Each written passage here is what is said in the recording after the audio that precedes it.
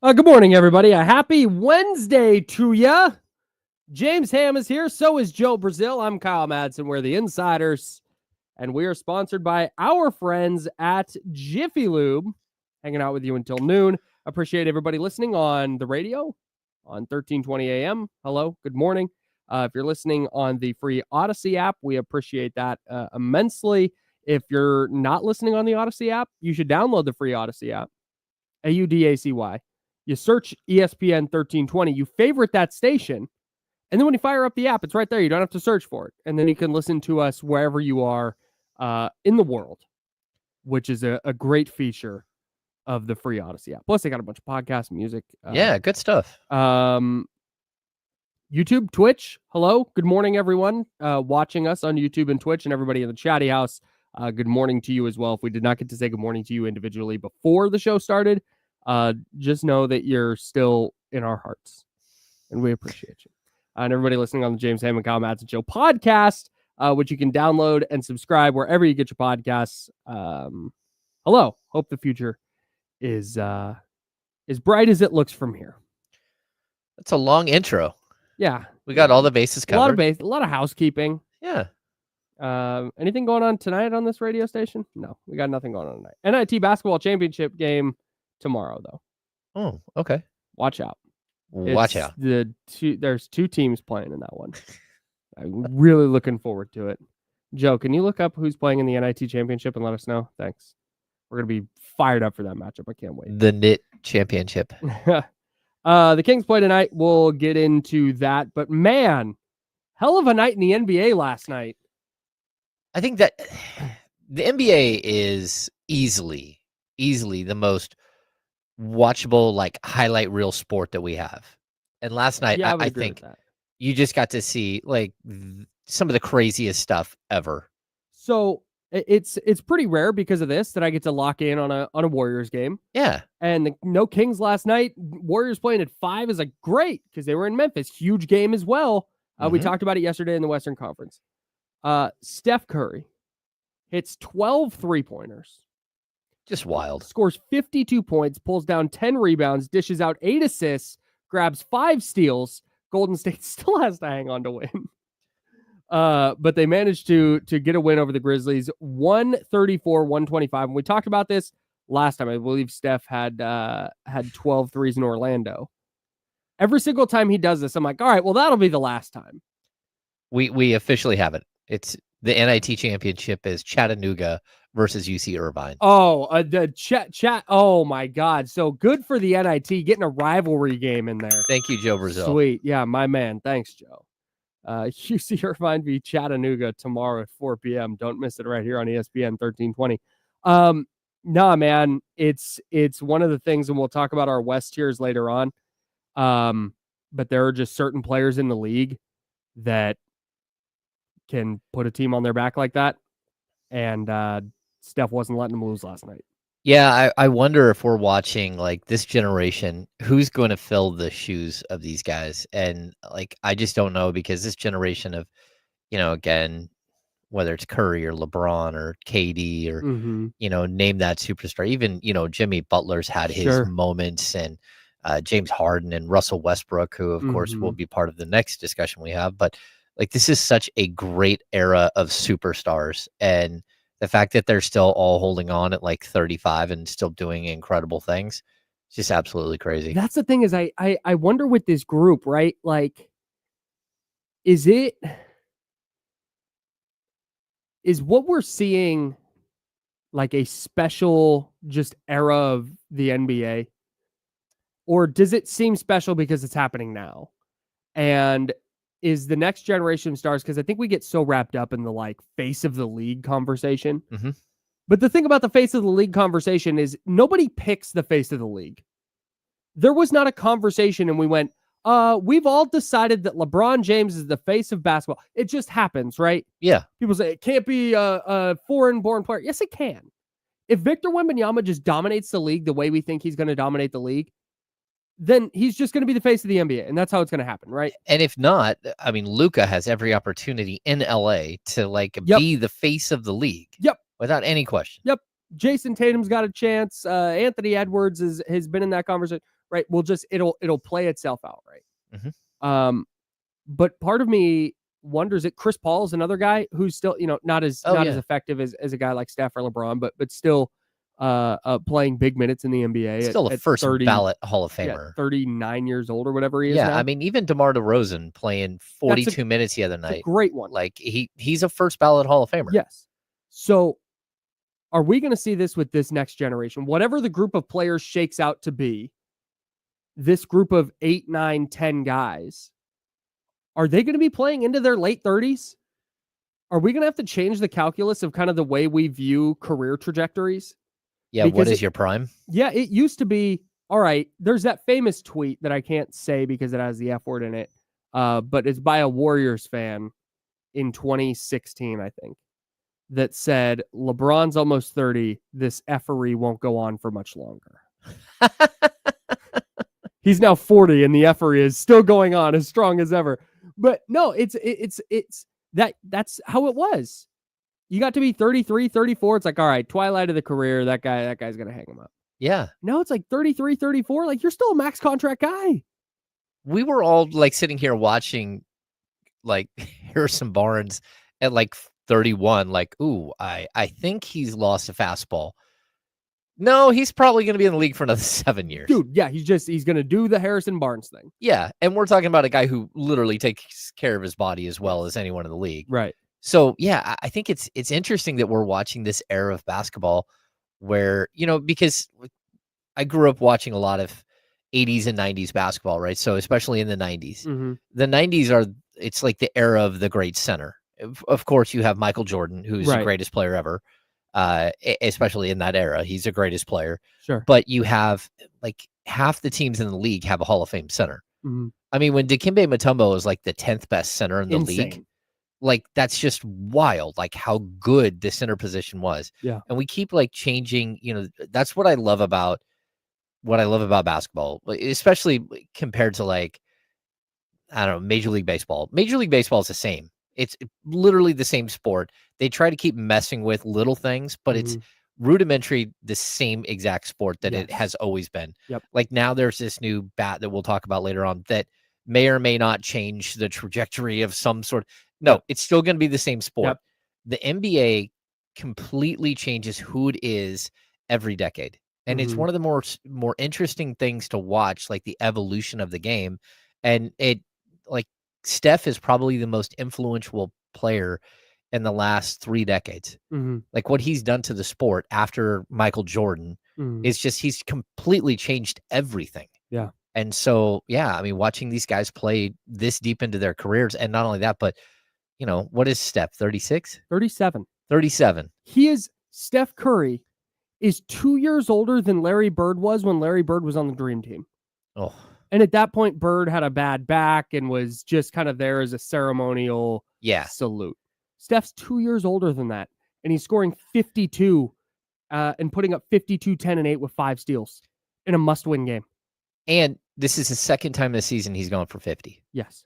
That's just, it's absolutely remarkable. Ludicrous. So I think a little bit of it is the way that the, weight training and medical staffs and what we're learning more and more about, like recovery rates and all that stuff. Yeah, I think that's helped this generation, but I don't know. I mean, you had guys like Karl Malone that went out there and played 40 minutes, 82 games a year for 20 years. Yeah. Yeah. So I don't think you're going to see that anymore. That's the thing I don't think. I think the game is largely cyclical. Uh-huh. Like at some point, the big man there will be a renaissance of the big man in some form. I think it's quietly happened. I would agree with you. Yeah. We're starting to see that kind of like cycle back around. It may take 4, 5, 6, 7 years, but you'll start to kind of see. I don't think we'll ever get back to everybody's playing 78 plus games. Everybody's playing 40 minutes a night. That will never, ever be a thing again.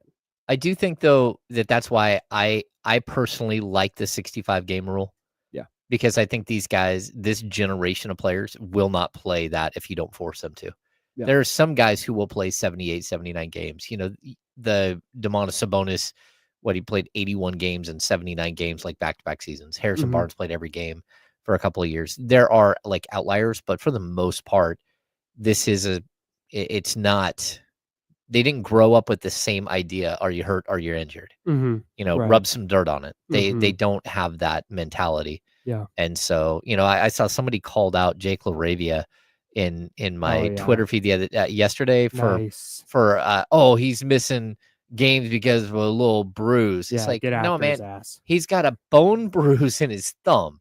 Like, how are you supposed to catch the ball, cannot. pass the ball, like a bone bruise? At that point, you're being detrimental to your team. Yeah. Yeah. Yeah.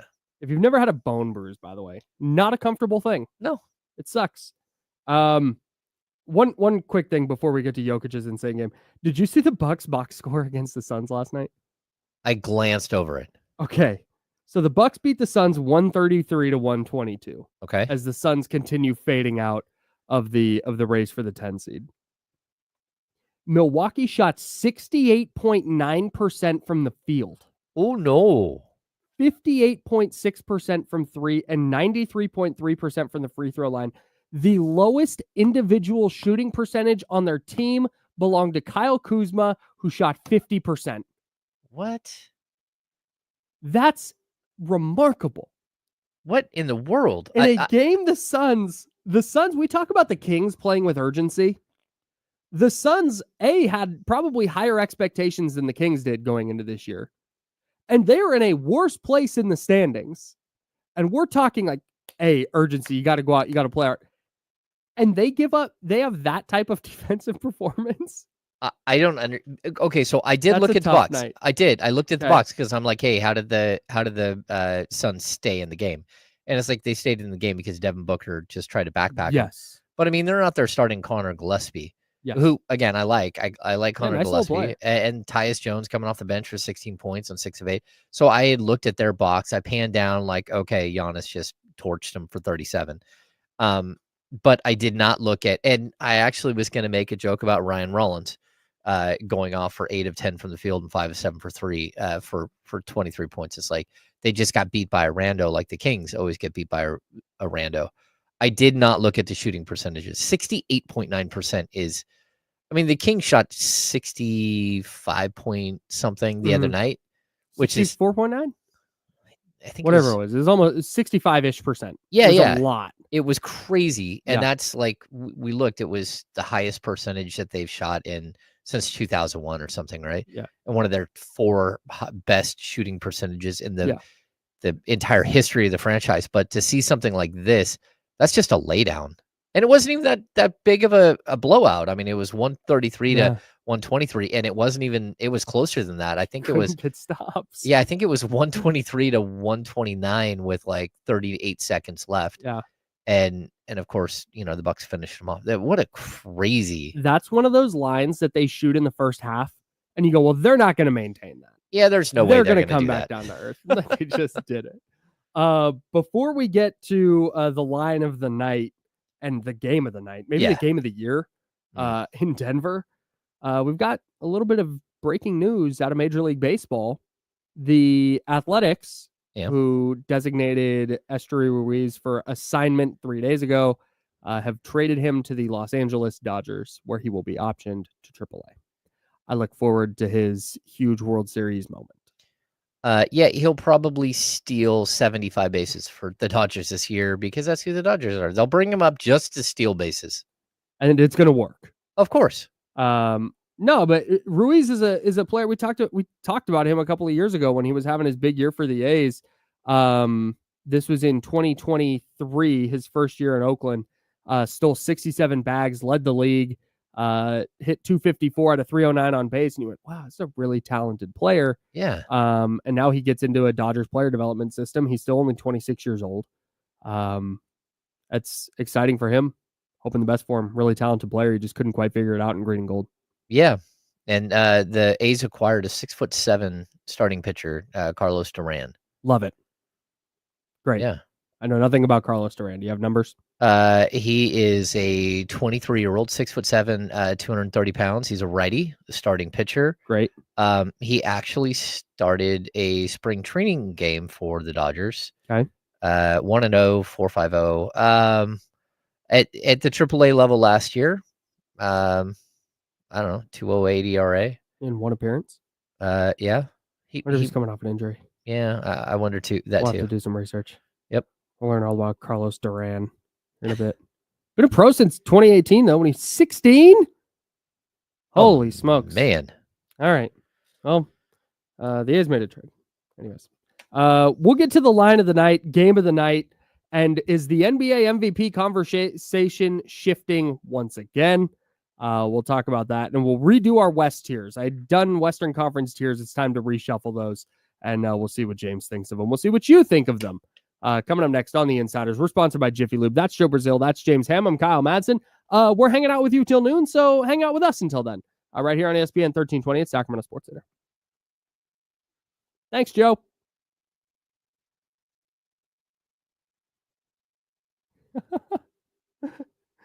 Yeah, dude. Carlos Duran's like second biggest player on the Kings.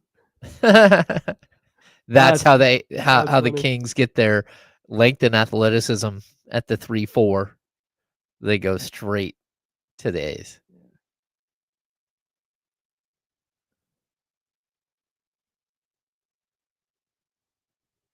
This is the only wrong take about the MVP. It's the only wrong one. I agree. If everybody in here could just real quick get the thumbs up for us, that would be great. We would appreciate that immensely. NBA Guru Zach, I did not see your exclusive interview with Matt George. You got an exclusive with MG? I literally sit next to Matt George almost every single game. Oh, speaking of which, real quick, I need to go find something. ABC 10 is in the midst of trying to get Jacob Wilson his baseball back. Oh. And I would like to participate. How's that? Time change on an exciting NIT final. 5:45. 5:45 p.m. 5:45. Lock in. Let's go. UC Irvine Chattanooga. versus Chattanooga. Irvine. Building the anticipation. Let's go.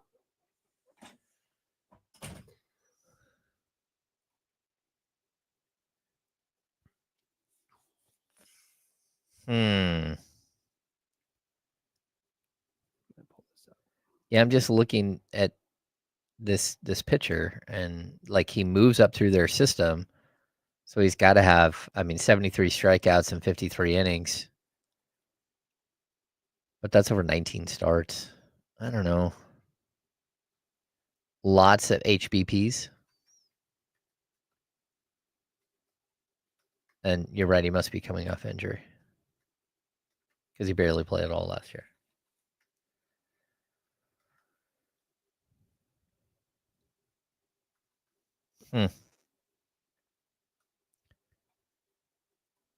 Yeah, keep doing your thing, man. I'm just messing with you, Zach. Oh yeah, that was a shot at Matt George. That wasn't a shot at you, Zach. Like 1,000%. I mean that from the heart. Yeah.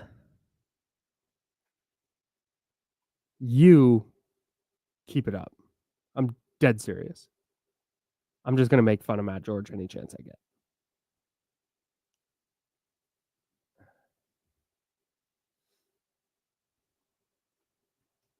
Where can people find that, Zach?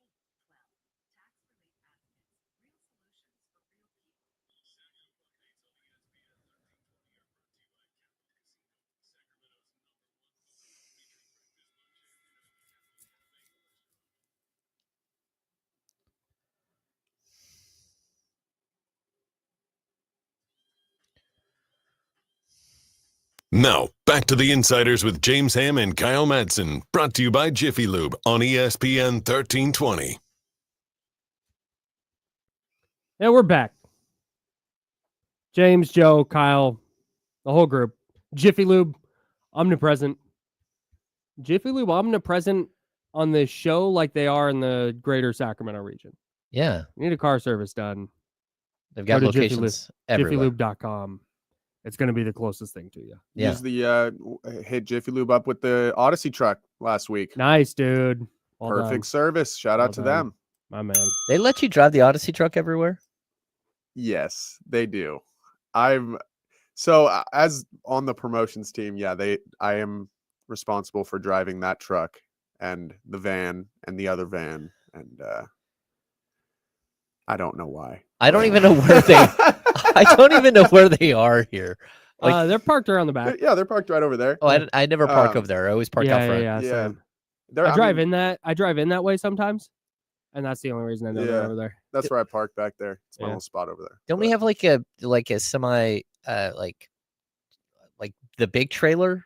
Like, don't we have like a I don't know. It was after We have a trailer, and it was out at Abe's show on Friday. nice. okay. We do have a trailer. All right. Well, Trailer, truck. They don't van. make you drive the trailer though. I do not drive the trailer. No. We had a trailer. We are partnered with a trailer. I see. Yes. Very good. Oh, Peeling the curtain back on promotions here at Odyssey. there we go. Shout out to Joe Brazil, our producer and promo guy extraordinaire. We're talking about fun games in the NBA last night. Might have been game of the year last night in the NBA. Double overtime. Timberwolves Nuggets. Nikola Jokic in a loss, a 140 to 139 double overtime loss. Goes for 61, 10 and 10. So ridiculous. I think the most startling thing is that he only had 10 rebounds and he only had 10 assists in a double overtime game. Right. Like, come on, slacker. That Like, stinks. what are you doing? Guy stinks. Like- I have, for the most part in my life, been a Russell Westbrook hater. I'll say that with my chest. I don't shy away from it. I as well. And it Yeah. stems from not thinking that he's bad. It stems from, man, he was a thorn in the side of my favorite team for a long time. He is a very, very good player. He is a first ballot Hall of Famer. Oh yeah. He is incredible. This whole like triple double revolution thing started with him. You want to talk about the way Steph Curry changed the game? That is how Russell Westbrook changed the game. And I've just not been a fan. As he's aged and he's taken on these different roles with this team, like I'm rooting for him in Denver. Like it's really cool that this niche he's carved out with the Denver Nuggets, I'm rooting for him. I felt so bad for him last night. If you missed it, 1 point game, double overtime, Nuggets lead. There's like 12 seconds left. Russell Westbrook jumps a passing lane, gets a steal. He has a fast break, 1-on-none. It might have been technically 1-on-2, 2-on-1, but he gets to the rack unencumbered and just leaves it short. Just a layup that he has made 50,000 times in his life. Probably, at least. Just missed it. Yeah, we're not talking like the Zach LaVine miss. Yeah, where he's kind of stumbling and has to. Well, I mean, still, Zach LaVine had no business missing Should've- by a foot and a half. no when he was- doubt. I mean, you're No 6'6". doubt. He just was under the rim and like he went up. You know how many layups I've missed like that in my career as a rec or junior high basketball player? More than Russell Westbrook, but not so, that many. So many. I am such a bad layup guy. So yes, I mean, I even missed one at a when the Kings did a walkthrough practice with the media. I missed one of those those layups right at the rim. Mhm. But yeah, like I miss layups like that. So when I watch them, I'm like, oh yeah, I've done that Yeah, before. who among us, you know? Yeah. So he goes and it was like a layup line, dude. And just I like, oh no. Timberwolves pull down the rebound. Keep in mind, Nuggets up by 1. Yep. Like 9 seconds left at this point. They swing it around. They get it to Nickeil Alexander-Walker. He's in the corner, goes to shoot it. Fouled by Russell Westbrook. Shooting the three. Shooting the 3 at the buzzer. Misses, goes to the free throw line, hits his 2 free throws with 0.1 left. Misses the third one intentionally. Ball game over. Ball game. I felt so bad for Russell Westbrook in that moment. Live by the rust, die by the rust. It just, And then he missed a free throw earlier. Now, granted, Jokic missed a free throw too, so I'm not going to put the free throw on Westbrook, but Well, he did take. He's been- I think he's been Jokic so went good for them this year, and just 19 to 24 from the free throw line. I think is what Jokic shot.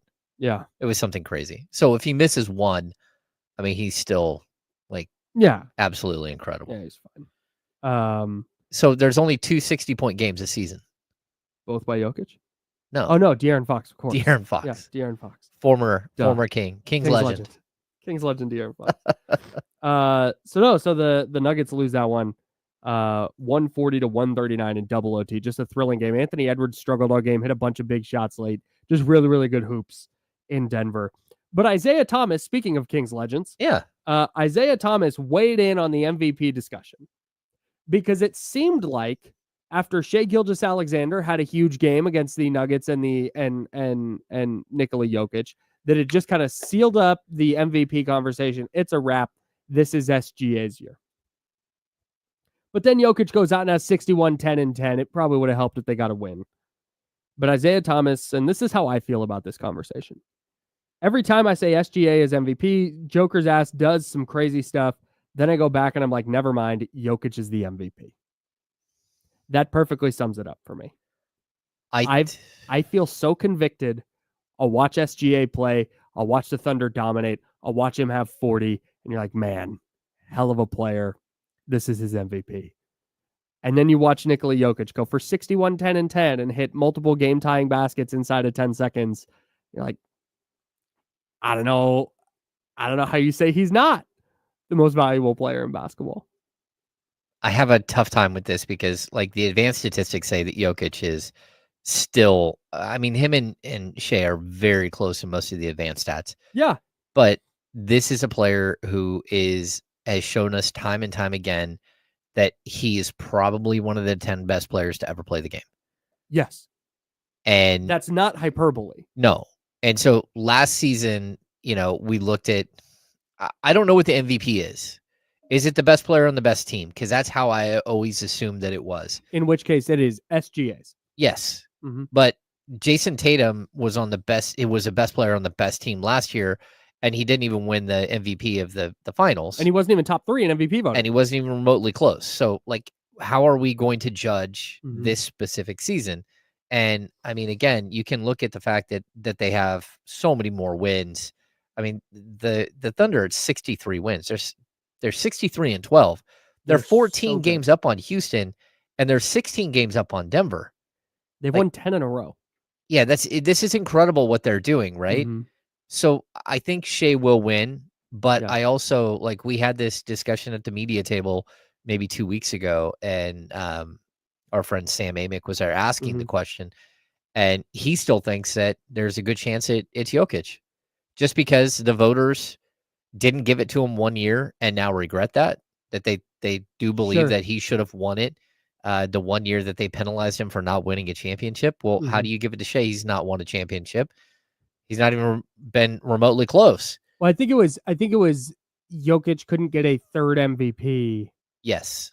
Because he hadn't won a title yet. Exactly. And then the talking point. But they didn't give it to him, and then he wins the title. Right. In that season. And so then you're like, okay, we gave it to Embiid, and it was close, but still Jokic, like the statistics say, is so much more impactful than almost any other player in the league, or than any player in the league over the last 5 years. Mm-hmm. And so there's a possibility that they don't penalize him this year for record or whatever, because things happen during a long season. But the fact that he can go out and do this, and the fact that on the season he's averaging 29.7, 12.8 rebounds, 10.2 assists.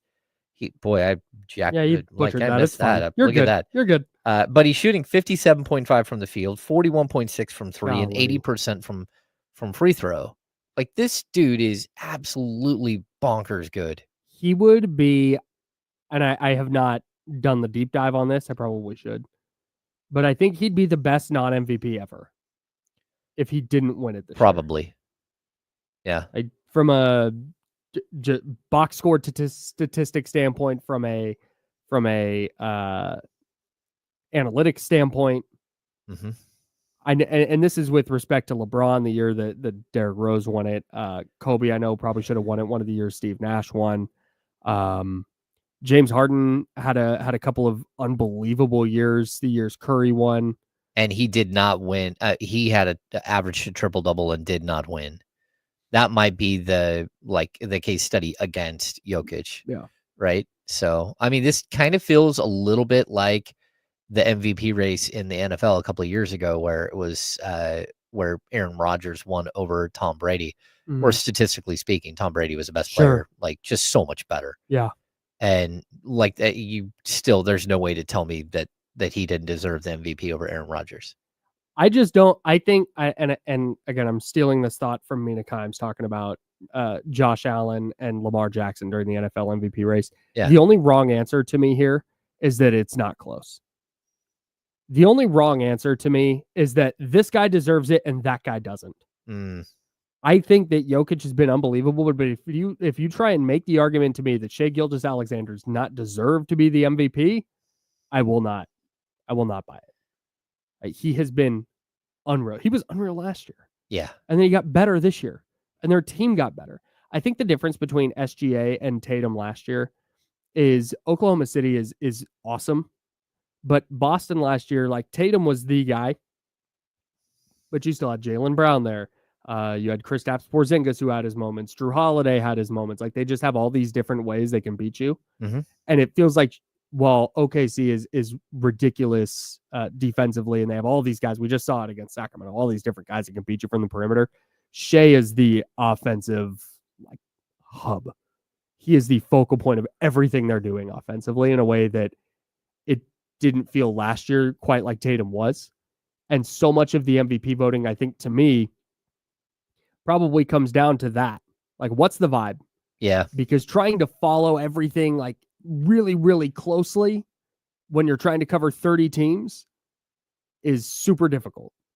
And so you go a little bit off of that feel and off of that vibe. And I think that's where Shai has a stranglehold on the conversation in a way that Tatum just didn't. Yeah, and I also think that Tatum gets penalized slightly because he's surrounded by four All-Stars or three other All-Stars. Yeah. Like, I think everybody looks at, again, Drew Holiday and Kristaps Porzingis and Jaylen Brown. They're like, okay, like, dude, you're playing for an All-Star team. It's the same reason that neither Steph Curry nor Kevin Durant were going to win it as long as they were paired together. No, of course. Yeah. I get that. I get that because, I mean, they're going to lose votes to each other. Sure. Right. And on top of that, I think that there is, like, Jalen Williams made the All-Star team this year with OKC, but it was out of respect. It was out of respect for their record. It was out of respect for, you wanted to give two players on that team an All-Star bid. Yeah, and it did make some sense. They're just that much better than everyone else. No doubt. I'm Kyle. He's James. Joe Brazil is rocking with us. We're sponsored by Jiffy Lube. We are the Insiders here on ESPN 1320. All right.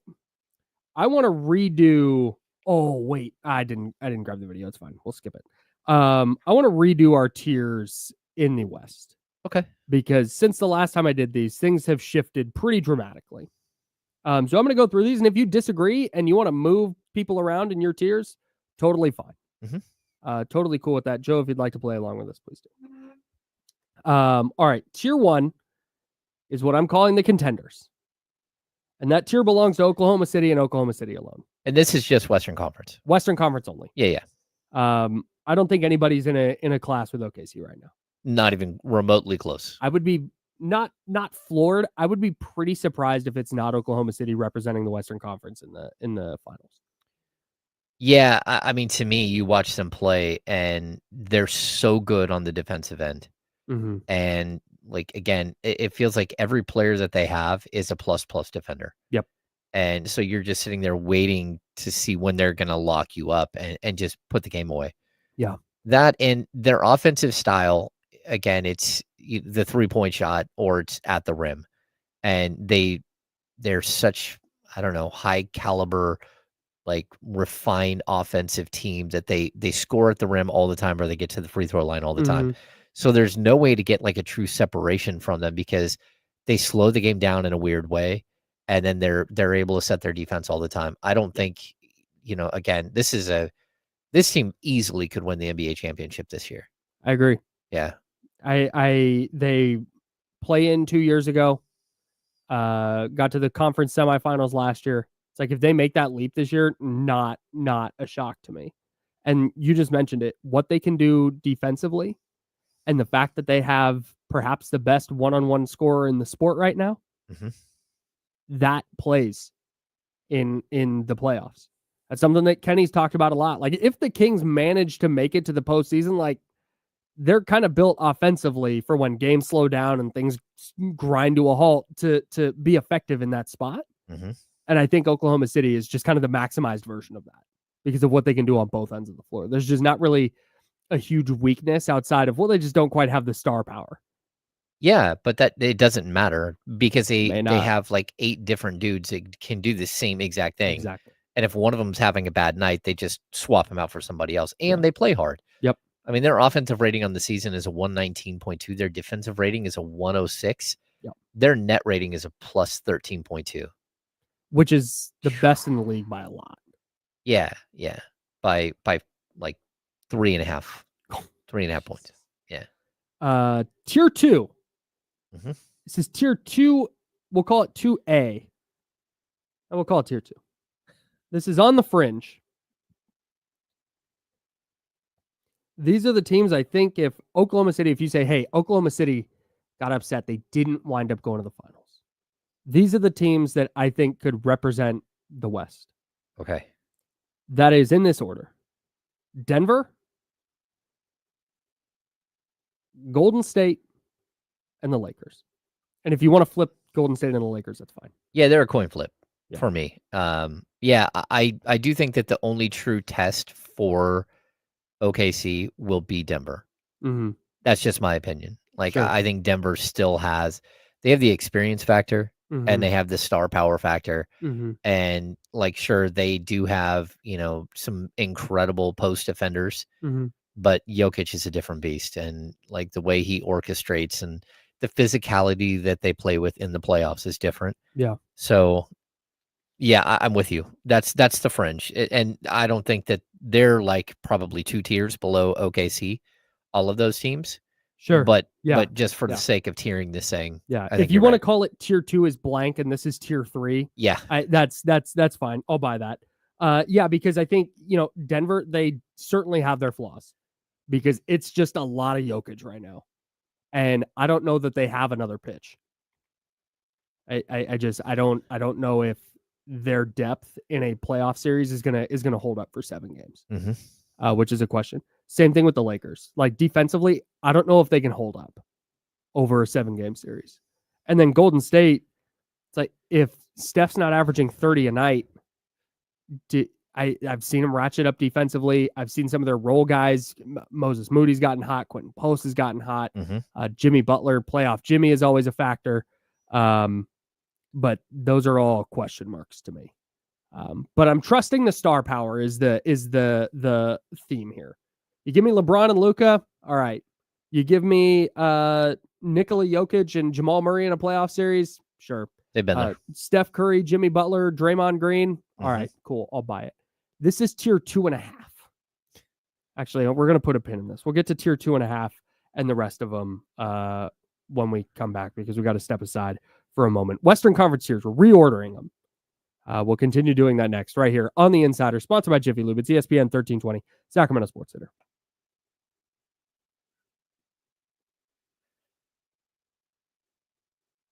Chris Ochoa, this just makes me laugh. You go ahead and keep talking Angels in the chat. Oh yeah. It Hey, just, I'm rooting. No, it Mike makes me Trout's laugh. my guy. I'm rooting so hard for Mike Trout to be healthy. Yeah, it makes me laugh every time I see you jumping on the Angels bandwagon. I love it for him. I do too. Keep cooking, Chris. Yep. Yeah, I kind of think it was. If you're talking about, it's the best game I've watched this year, I think. Like, I know that even just the other night, there was that Bulls-Lakers game was nuts. Oh, yeah. But I didn't watch. I saw highlights of the last little bit of that. I actually watched that Nuggets-Wolves game. Oh,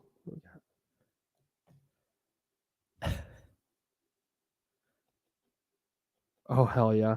Yeah, we should probably. Oh, yeah, we're going to do that.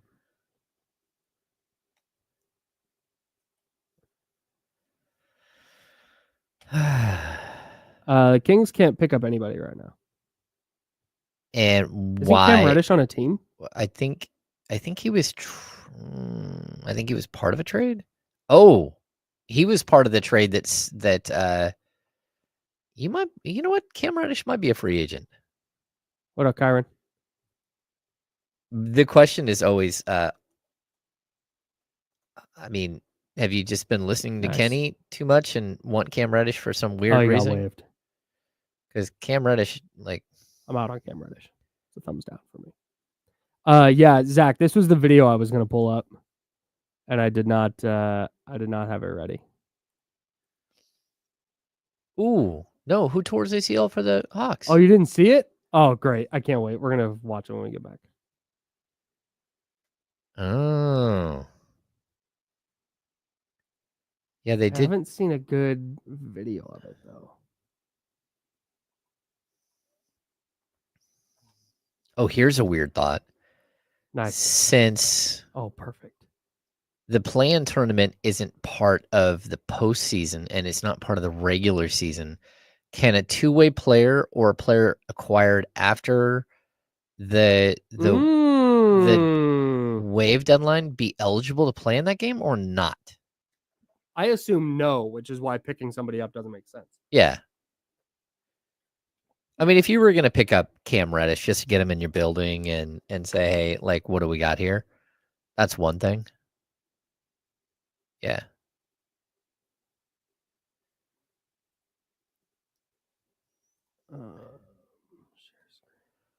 That's good. Solid parenting, Jay. Yeah, it's really well done by you. All right. We got this queued up.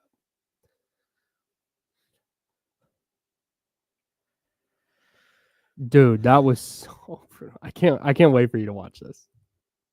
Is it a player or a fan? Yeah, I'm also confused. I have no idea what you're. You'll see. Oh. Just don't. Yeah. It's fine, I guess.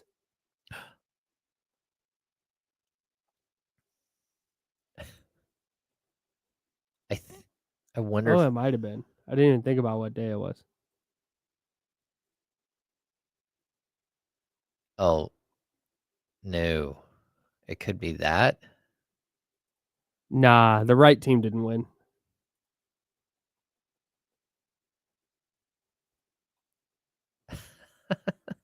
Yeah, you know what? Now that John Pohl says that, I think he's probably right. We're gonna watch it anyway. Jay, I think you got to tell Mom you're creating the next generation of sports fans. That's facts. And so you got to do what you got to do. Some of my best memories as a kid are getting to stay up late to watch sporting events. It's funny. My dad wasn't a sports fan at all. So, like, me and my brother were sports fans together, although we have very contradictory teams. Okay. Like, but we were sports fans together. Like that, and like baseball cards. When I started collecting baseball cards when I was a kid, I would study the back. I'd study the stats. Yeah.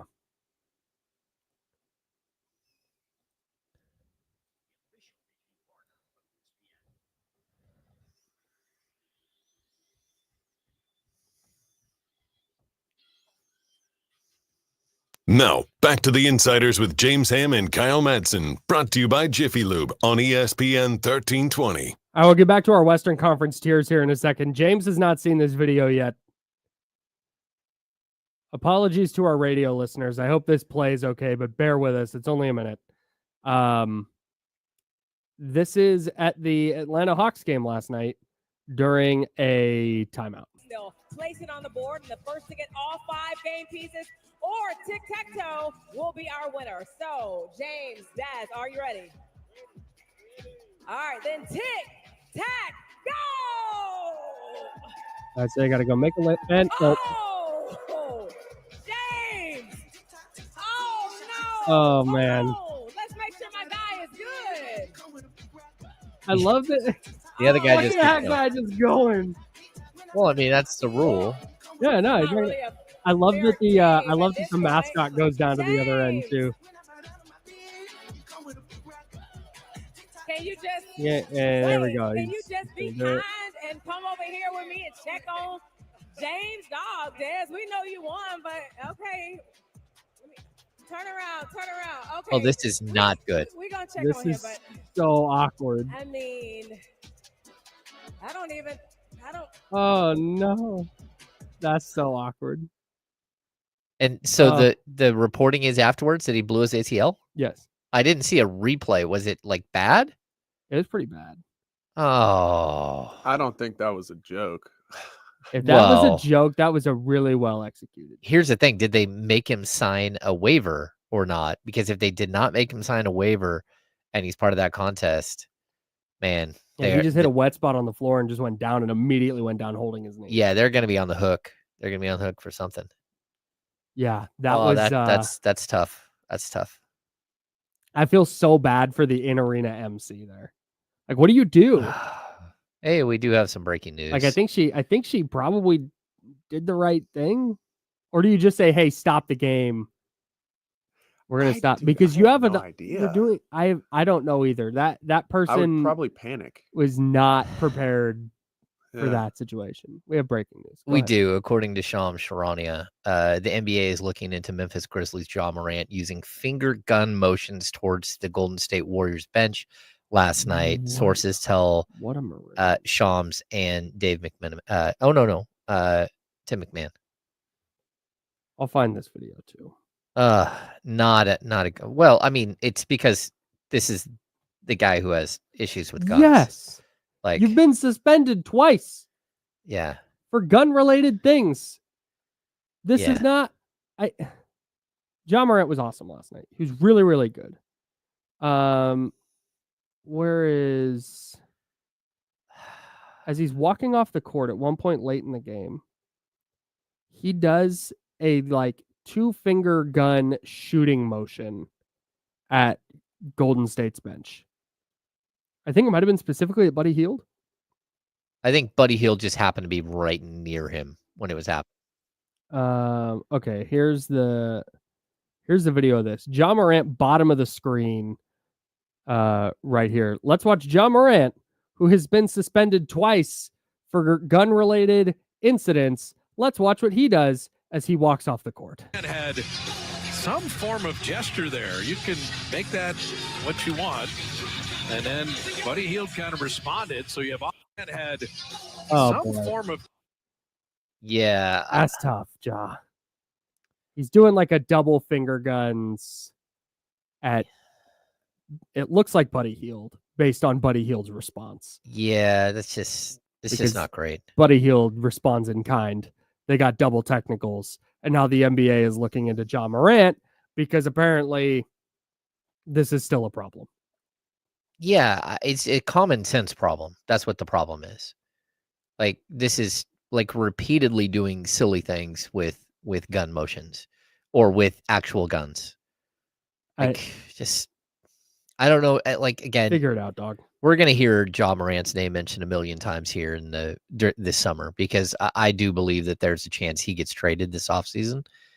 We heard Howard Beck start this, and and we've heard other murmurs about this, Sure. but like this is what you get.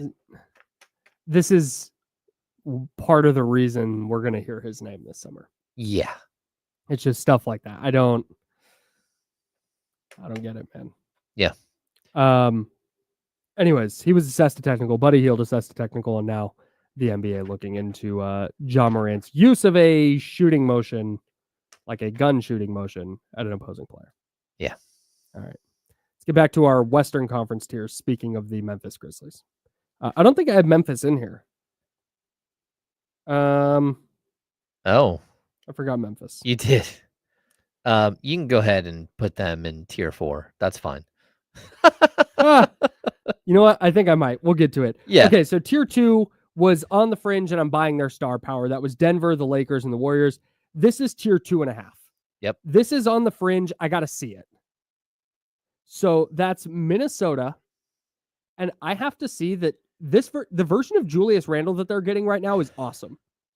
He's like passing, and instead of, when he gets the ball kind of in like the mid post, and then he just starts backing down no matter how many players come to him, and he's going to turn around and put up a bad shot. Yep. He's now backing into those spots and like kicking it out to open shooters. Wait, are you saying that an older player who is refined in what they do can change their stripes and do something different than what they've been doing their entire career? Kyle, that can happen? Well, I did not know that you can teach an old dog new tricks. Well, just saying. I wasn't going to go there, but you did. So I just have to see that they're going to continue getting that Julius Randle in the playoffs. Okay. And can Anthony Edwards continue shooting it at the rate that he has shot it this year in the playoffs? And can they ratchet up defense? Like I'm skeptical of the Julius Randle fit. I got to see it. Houston is in this mix. In fact, Houston is probably first in this tier because Houston is the number 2 seed in the West. Houston is very, very good. Houston is also very, very young. And so when it comes to the postseason, it was the same thing with the Kings a couple of years ago. It was the same thing with Oklahoma City last year. It's like, all right, you're a young team in the playoffs. What does it look like? Yeah. So for me, like, look, Houston, the problem that I have with Houston is that they just have not been there. And if I'm Houston, like, we hear all these rumors this summer about, like, oh, this summer they might chase KD, they might chase Devin Booker, player XYZ, whatever. Like, but for me, Houston needs to look at OKC and say, if I keep this together, what does it look like next year, the year after that? Can I keep this thing together and keep growing this thing and get great? Yeah. Because I think they can. They have so much talent, but talent doesn't mean anything when you get to the first round of the playoffs for the first time. And all of a sudden, it doesn't matter if you're the 2 seed or the 4 seed. Like the Kings faced it a couple of years ago. They were the 3rd seed. They lost the first round matchup against the Golden State Warriors. And that's because that's typically what happens the first time you get into the playoffs. Yep. It is really hard to make a deep playoff run in your first trip to the postseason. Unless you're the Indiana Pacers and you run up against like 3 teams that lose all their players and it's just like freeway right to the... Yeah, exception that proves the rule. Right? Yeah, exactly. And then the Clippers are there as well because the Clippers have the star power that like the Lakers and the Warriors and the Nuggets have, but I'm not buying it. No. I got can you get Kawhi through 2 or 3 playoff series? Like that's what I got to see. If Kawhi Leonard is healthy in the conference finals, cool. But until they get there, I'm not banking on it. I think what changes my mind on them a little bit is the play of Zubats. Zubats has been so incredible, and He's been amazing. If they can get like the stabilizing force of Zubats in the middle, like they have a shot. Especially when what are they right now? The 5th seed, 6th seed. Like if they're gonna face off against the Houston Rockets in the first round. That's one Clippers of those. Currently 8. Okay, 8. Yeah. If they can get up to 7, then I think that they're going to be, you want that 7-2, the Houston Rockets matchup, because I think that they can win that matchup. I would agree. And then away you go. The Clippers, the 8 seed, 1 game back of the 5 seed. Yeah, man. The fully healthy version of the Clippers is kind of a buzzsaw. They have a really, really good team. I think they're really, really well coached. Like Ty Lue is not typically going to get out coached in a playoff series. And when they're fully healthy, their talent level is super high. But are you getting Kawhi if your first series goes to 6 and your next one goes to 7? Have you got him for all 7 games in the next series? That's a question. And maybe, but again, I got to see it. I got to see it before I'm going to bank on him. We'll go tier 3 is Memphis. Okay. They're just by themselves because they're not on the fringe because they've lost 3 in a row since firing Taylor Jenkins. I don't know what Memphis is. I was kind of high on them earlier in the year, and now dude, they're rudderless, and I think that they will lose a play-in.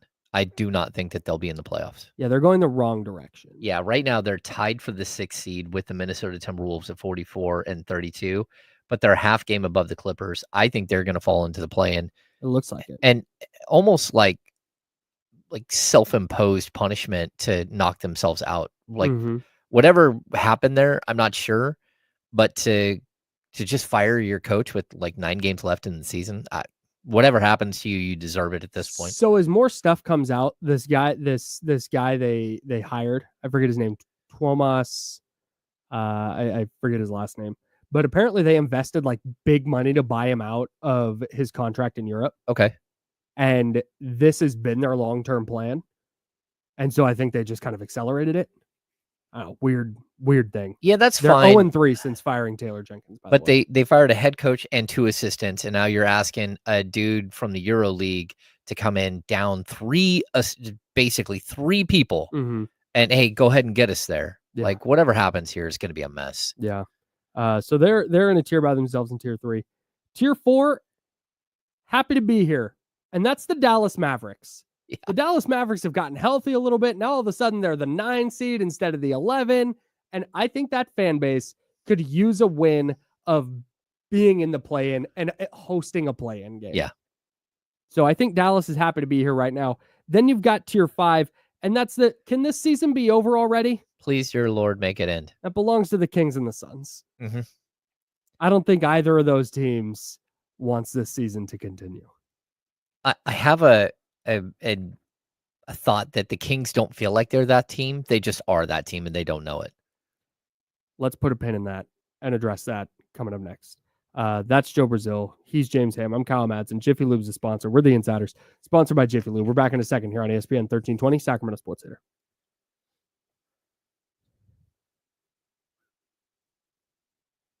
Joe, do we still have a caller on? All right. Yeah. No, open the next. I'll have you clarify, and then we'll get him. Okay.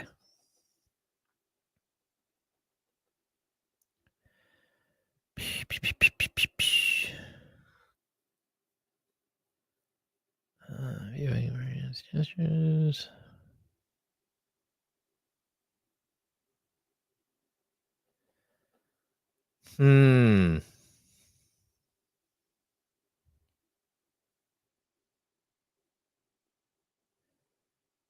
Yeah, wouldn't that be crazy if your path to the playoffs from the play-in, now it changes and it's you got to beat Dallas and then you got to beat Memphis?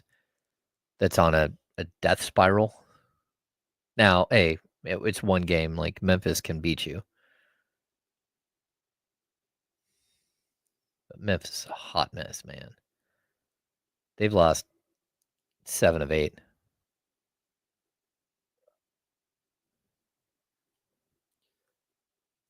They fired their coach because he couldn't beat a team above 500, and then they lost to 3 teams above 500. Yeah.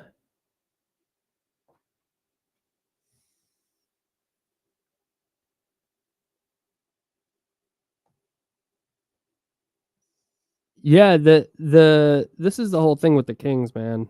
In fact, you know what? I'm saving it. Saving this.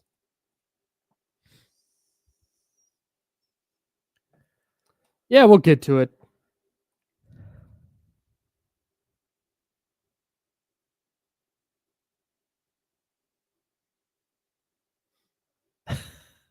That's funny, David.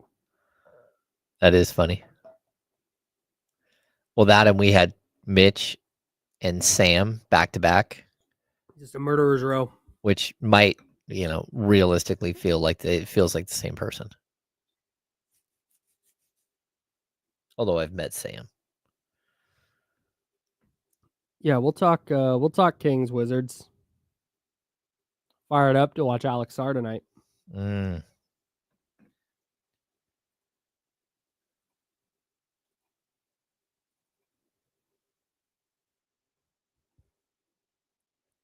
Hey, that Steph Curry stat is so silly. Their career games of 12+ made threes. Steph 4, Clay 3, Steph this season 2, and then a bunch of dudes with 1, or 5 dudes with 1, including Keegan. I was going to say the Kings currently have two of the 1, 2, 3, 4, 5, 6, 7 players who have ever made 12 threes in a game. Keegan and Levine. Oh, yeah.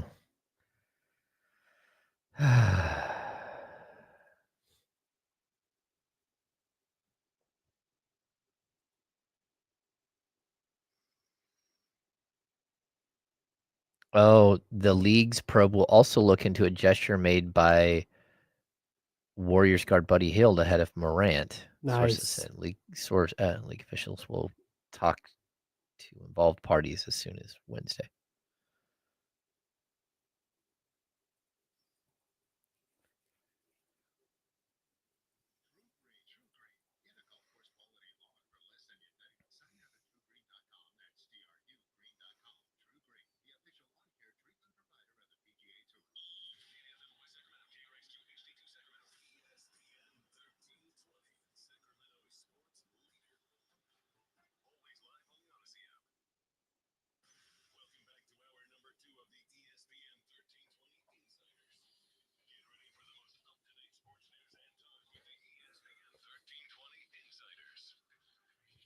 Hour number 2, that's James Ham. I'm Kyle Madsen. Joe Brazil spinning on the ones and twos. We are sponsored by Jiffy Lube, and we're hanging out with you until noon.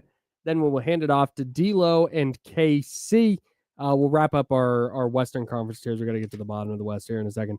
But you said something interesting before the commercials about the Kings not knowing that they're a team that's just trying to get to the finish line. Yeah, I think Kings fans feel that they're just trying to get to the finish line. The Kings themselves, I don't think that they know, like they still think of themselves as a good team that hasn't figured it out yet. Like maybe I'm wrong. Maybe I'm off base here, but like, that's the vibe you get. Yeah, when like we had the one night where, Zach LaVine talked about the vibes being down, but I literally think that was because they had just lost a game and he had to go talk to the media and the vibes weren't up because they had just lost again. Right? You talk to everybody else and they're like, no, the vibes aren't down. We still love each other. We still pull in the same direction. Sure. We're still trying to get wins. I don't think that they know why it is that they keep failing. And that's a problem in itself. And listen to this radio program, we'll tell them. That's true. It's very, very true. But at the same time, look, I don't think that they believe that they're a horrible team. And I do think that they believe that if somehow they were to get into a playoff series, that they've got as good a shot as anybody, which again, I don't agree with, you don't agree with, most Kings fans don't agree with, but that doesn't change that that's who they believe they are. And so, okay. But yeah, I think when we look at this list, you're right. Phoenix is like, can someone just those end dudes this thing? Hate each other. Yeah, they're like, hey, actively. Can you just blow this thing up right now? We're all not just planning our vacation. We're planning, we got the movers coming because we don't know where we're moving to, but we're not going to be packing up. We are packing up. There's at least one Kings fan who believes that they can win a playoff series, and that's our guy Joe in Elk Grove. He's on line 1. What's up, Joe? First of all, last night an underdog, Corbin Carroll hit home run winner. Rooker hit home run winner. Today, I'm taking Lawrence Butler to hit a home run. Nice. Oh. Love that for you. He's due. He's due. He is due. Okay, and my next thing, Mr. Ham, we're not out of it, the Kings. Here's how it goes. Either Minnesota or the Clippers. Clippers get that 5th seed, the 6th seed, and drop Memphis into the play-in. Minnesota beats Memphis. Memphis loses. Kings beat the Mavs. Kings play Memphis. Kings beat Memphis. Kings go to Oklahoma City, win in 6.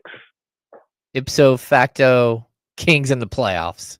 Playoff run. Kings in the second round. Joe, you're calling a Joe. second Thanks, round. Joe. Wow. Hey, Joe. Shout out, Joe. Is he gone? Yeah. No, that's fine. I was expecting Joe to throw some more flames on this Ja Morant fire that he started. He did. He started this. He's the guy who started all of it a couple of weeks ago with the talk that Ja Morant. And who was the other guy that the Kings would be trying to get? There were 2. I don't remember the other one. I definitely Was it remember John Collins? It might have been John Collins. Okay, I remember John Morant 100%. Like that was he I don't called remember in. the And, other one. Yeah. Anyways. Interesting. I have been told by I had a conversation with somebody who said that the Kings were really never in on John Collins this year, that they were close to interesting. getting John Collins a couple of years ago when he was with Atlanta, and they had a deal on the table and they just didn't get the deal done at the end of the day. It wasn't them not trying to get the deal done. The deal never materialized past their offer. Yeah. But that they did not have conversations this summer, even though that is counter to many things that I've heard outside of the walls. Yeah, Joe and Elk Grove did say he bet on the Kings to beat the Thunder in 6.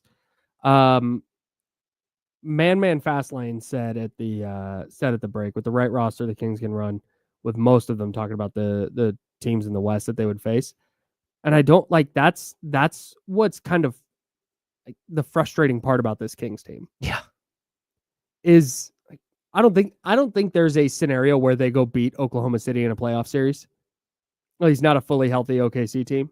And that's not a knock on the Kings. That's just I don't think anybody in the West is going to beat OKC. Yeah. But if you told me, hey, they figured it out. They had to go on the road to Dallas, but figured it out and they beat Dallas, and then they beat whatever team. It doesn't even have to be Memphis. Maybe they beat the Clippers. Maybe they beat Minnesota. Maybe they beat Golden State. They beat them in the second play-in game and they were the 8th seed. Sure, man. Because we've seen this version of the Kings play some really high-quality basketball. It's there. But I don't think that their current pieces, A, are enough to make any kind of real playoff run, but B, can do it consistently. And if you told me, yeah, hey, the Kings played really consistent high-level basketball for 2 weeks, then yeah, they win the play-in and they give OKC a little bit of a series. But the problem is not how well can they play. It's okay, we know they can get here. Now, can they plateau there? Or it's just constantly waiting for the valley once they peak. Well, I also think that the problem that we have with this current team is that they can win a half, they can win 3 quarters, but then they fall apart. Or they can show up one night and you just look at them like, oh my gosh. I mean, we saw it last week with the Blazers. They beat the socks off the Blazers. I mean, just like the shooting percentage, one of the highest percentages that they've had. Well, it's the highest they've had in 20-something years, but overall, it was like, holy cow, look how good they are. And then they come out and they just don't play at all in Orlando. And then they come back out and they have a really good game against the Indiana Pacers. But again, now they're a team trying to figure out how to win again. They're back at step 3 at the beginning of the season. And so we just don't know, are you going to get the blow you out team, the get blown out team, or the make a mistake or two down the stretch team? And so, you get into a 7-game series. They could open that series and beat Oklahoma City by 25 in the first game. And everyone's like, uh-oh, what did we just see? The next 2 games, they could literally not show up at all. And just get blasted. And that's what I would expect. Like this inconsistency of this roster, of this team, of everything that's happened this year, it just feels like they are so incredibly fragile. That's it. It's a house of cards. Yes. Just every game, you try and build it up. Nobody breathe on it. And all comes crashing down. Yep. So again, that's why we're gonna keep talking Kings. We're gonna be locked in. We're got Kings Wizards tonight. And we're gonna watch it and we're gonna try and take stuff away from it. But based on years and years of watching basketball and years and years of covering basketball, you just kind of see what a team is. And it's very, very rare, nay, has never happened, that 76 games into a year, that Tiger changes its stripes. Yeah. Wouldn't that be wild? It would be. It would be complete. It would, like I said, it'd be unprecedented. It's crazy because they have every opportunity to get momentum right now. They do.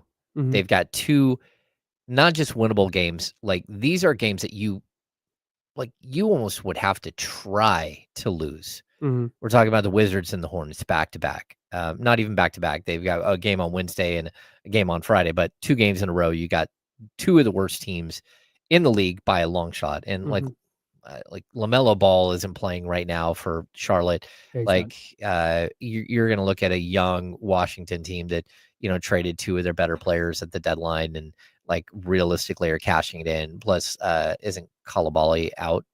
I believe so. He's out for the season. They just lost to Miami by 26. Yeah, it's just not a good team. Yeah.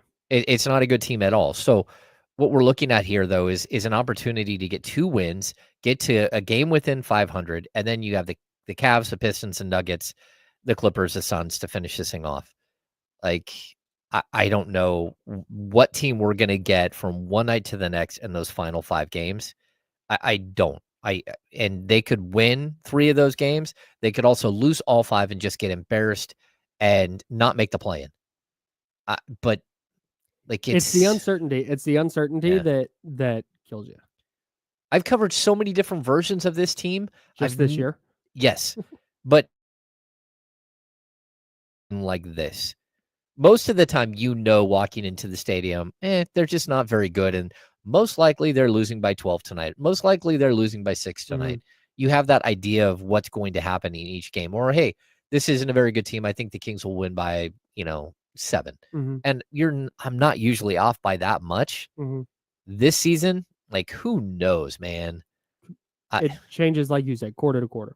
I expect them to walk into these next 2 games at, like, my expectations, no one else's, is that they're going to win each of these by 20.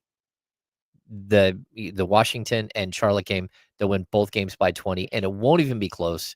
And again, fans are going to be like, oh, I mean, it might be enough to put the Suns away where the Suns are like, okay, we're done. Yeah. We're They're cooked. just running out of games. Yeah. You hope so. Just lock in that play-in spot at least. Finishing up tiers. Yeah. We said can this season be over already tiers, Phoenix and Sacramento. Tier 6 is the A for effort tier. That's the Portland Trailblazers. Super thumbs up, Blazers. They're still trying to win, kinda. Their young guys are at least playing hard. Jeremy Grant hasn't been playing. DeAndre Ayton's been out, right? Yeah. But the young guys, Chauncey Billups still coaching them hard. They're still playing hard. They're still trying. I don't think they're going to get to the 10 seed, but A for effort for Portland because they could have pulled the plug and been awful. And they've at least been kind of competitive. Yeah. Shout out to Portland. Tier 6 is everyone else. That's San Antonio and New Orleans. They're just kind of there. They're not fully tanking. They're just kind of, San Antonio is now. Yeah, I mean, just San Antonio pulled the plug when De'Aaron Fox, when they decided to shut De'Aaron Fox down. Yeah. And that was always expected. Yeah. So I'm not surprised by that. They're worried about draft picks more than they are anything else. And they don't even have, like, their own draft pick is not going to be very good. 1, 2, 3, 4, 5, 6, 7. But they got like that unprotected Atlanta pick. The 8th pick, I think, is where they're at. Then tier 7 is the Jazz. The Jazz don't get to hang out with everyone else. They're by themselves. Or tier 8, whatever that is. I wish the NBA had like a anonymous 1-800 number you could call and like say, hey, the Jazz are tanking. Yeah, dude. Excuse me, the Jazz seem to be the tanking. NBA tanking snitch line? Yeah. Use like a Darth Vader voice. Remember when they did that during the pandemic in the bubble? They had the snitch hotline? Where if you saw somebody doing some stuff they weren't supposed to be doing with COVID.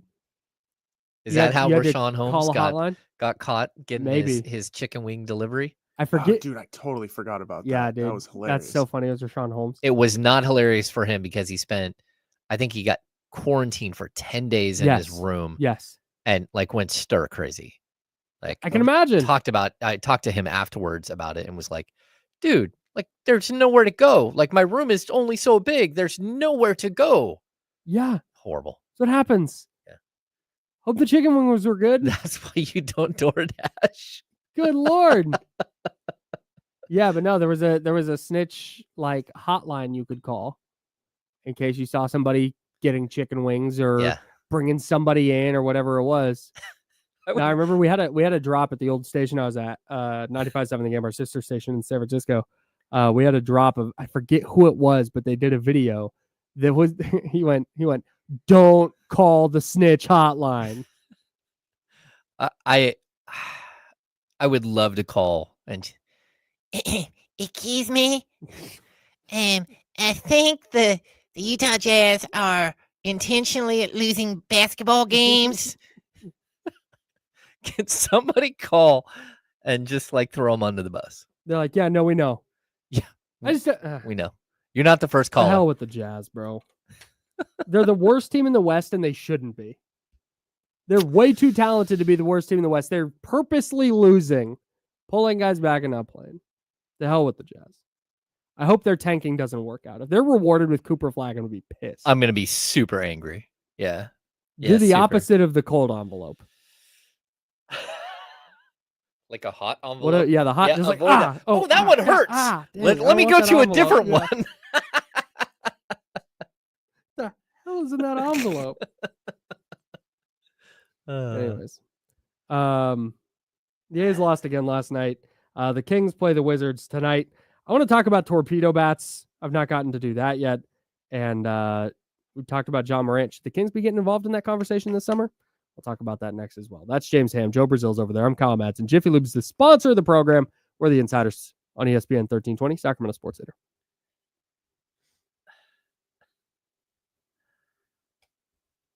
Huh. Yeah, it was a good Cartman. I Yeah, don't do perfect. Cartman very often because my partner here is Kyle. Buddy. Do you understand? I know. I've Being- seen the look on your face. Because, bro, have you not heard people do it here?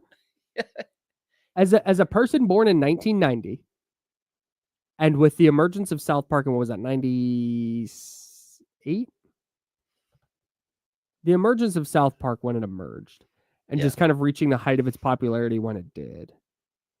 Every person I've met since 7th grade, Oh, yeah. every person. Cam. Like, yeah, no. thank you. Can. Yeah, I no, haven't got it, gotten one in thanks. yet. Good. Okay, well, we Good. can keep it at that for now. That's fine. It's all It good. just, That's funny. Or I love the people. Good. In fact, Aaron Miller, our boss, did this. He goes, "Does anyone ever say your name in the South Park voice?"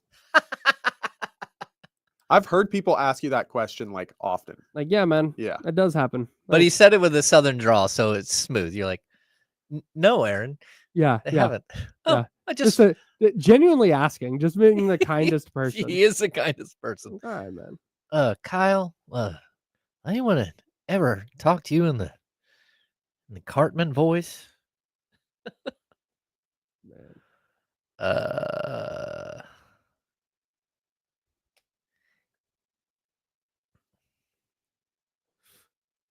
The other thing, I'm not a fighter at all. Like, I'm just not that like macho. Like, oh, I'm gonna You never fight. been in a fight? No. Okay. The closest I've ever gotten was a guy that I knew. He was an RA in the building I was in when I lived in the dorms at Sac State. Excuse me, the residence halls at Sac State. Shout out Sutter Hall. He would do the Cartman voice all the time, and then at some point just decided that he could start calling my mom the B word. Oh yeah. Well, I And mean, there's. I this- understand the yeah. song. I got it. Yeah. That's not okay. You No. don't do that. No, that's true.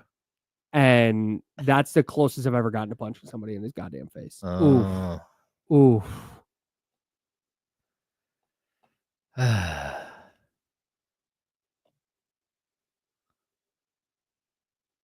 Yeah.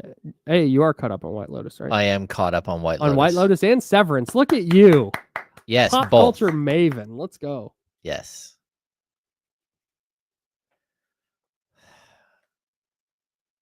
Yeah, it's building.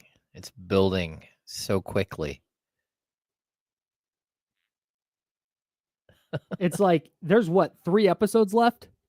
It's like there's so much stuff that needs to hit the fan. Is there 3? I thought there was just 1. Oh, is there 8? Is there 8 episodes? Typically, I thought there was 8. You might be right. There might be 10. I thought the mess is coming. You can see it like, here they're going to unleash the fury on us. Okay, 1 episode left per NBA Guru Zach.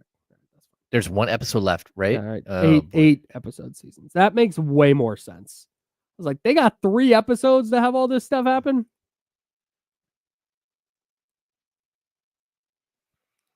Oh, the last episode's an hour and a half. Do you have a theory on who the dead person is in the pool?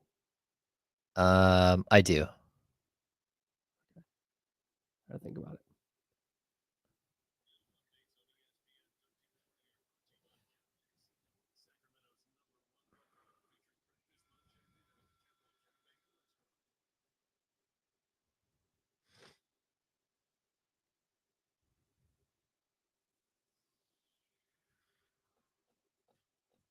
Now, back to the Insiders with James Ham and Kyle Madsen, brought to you by Jiffy Lube on ESPN 1320. I'm Kyle Madsen. That's James Ham. Joe Brazil's in the other room. Rocking with you until noon. D'Lo and KC coming up at noon. Quick programming note. Tomorrow, 5:45.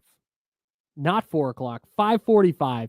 The NIT Men's Basketball Championship. That is Chattanooga v. UC Irvine. All right. Fired up. Can't wait. The A's lost again last night, 7-4 at Sutter Health Park. Ball's flying out of there, man. It's funny because typically when a home run travels out of a ballpark, it reaches stands.